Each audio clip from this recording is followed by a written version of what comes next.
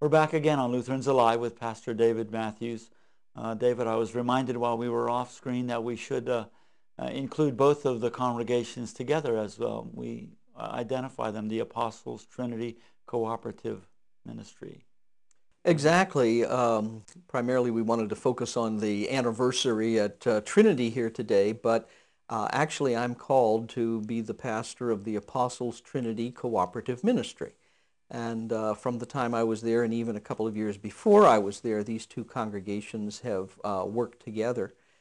In fact, Apostles, just a few years ago, celebrated their 50th anniversary. Not quite 120, but they're moving along as well. Mm-hmm. And we've enjoyed a very positive relationship. The two of them have joined together because neither were able to afford a full-time pastor. And so I'm actually the pastor of the cooperative ministry, so to speak. And it's been a delightful partnership. One of the things we've done together, as I mentioned, not only have we cooperated around Lenten services and worship services and so forth ecumenically with the community, but Apostles and Trinity are both very, very much a part of that. And during those high holy times, we also worship in each other's churches and so forth.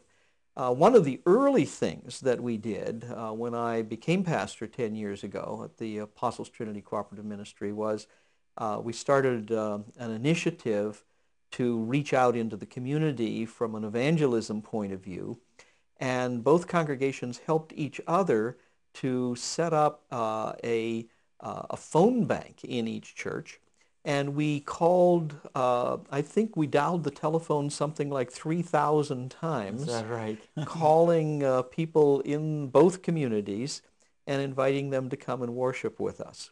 And it was really a wonderful experience. And we did end up with a few members. And those members tended to invite other members. So it was a wonderful experience both in terms of bringing people into the church, but it was a good experience just in terms of how we were able to be supportive and cooperative with each other in that ministry. Yeah. It's encouraging and interesting to hear of congregations and individuals and a pastor who are willing to look or think, as we tend to say, outside the box a bit, to try something that wouldn't be the normal or traditional, I guess, approach that congregations might take. But again, a way to demonstrate that the gospel message that we have to share is important enough for us to give it the energy and the time and the effort to see what we can do to share that. We've tried a variety of ways to reach out to the community. One of the things that we're doing recently, I tend to think of evangelism and reaching out to the community partly by where we walk. You know, we put our shoes on and we go out into the community and either make telephone calls out there or knock on doors or invite people to come. But one of the other things that we're doing recently is developing some ministries inside the building of the church. And actually we're doing some things like entertainment ministries and musical ministries and so forth to invite people to come in and just experience us as a congregation. These are all free of charge and in a way our way of saying thank you to the community for the many years that we've been there and the support that they've given us over the years, but an opportunity for them to come to know us as well. Speaking of getting to know people, we talked earlier on about your unique situation of being a known quantity or at least a known person at Trinity, having been baptized there, confirmed there, married there, ordained there.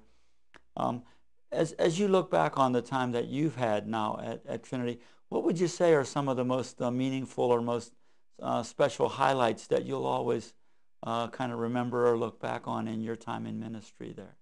Well, there's two or three or four highlights, and I guess it has to do partly with my own personal journey. One was certainly the opportunity to be ordained there among the family of God, who had nurtured me through all of those years of my growing up and being supportive, and to be able to be ordained right there. And to continue to have the support of those people.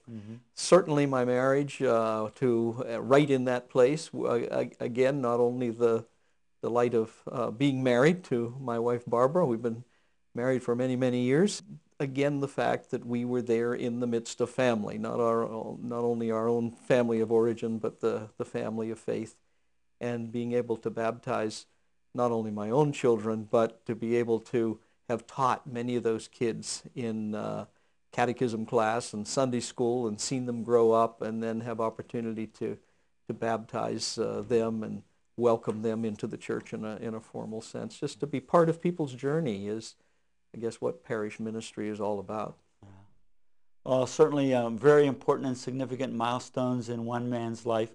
And certainly as we gather today to talk about it, a significant milestone in the life of Trinity Lutheran Church, and all reminders to us of the body of Christ working together, forging the history of the church in the town of Verona and Penn Hills.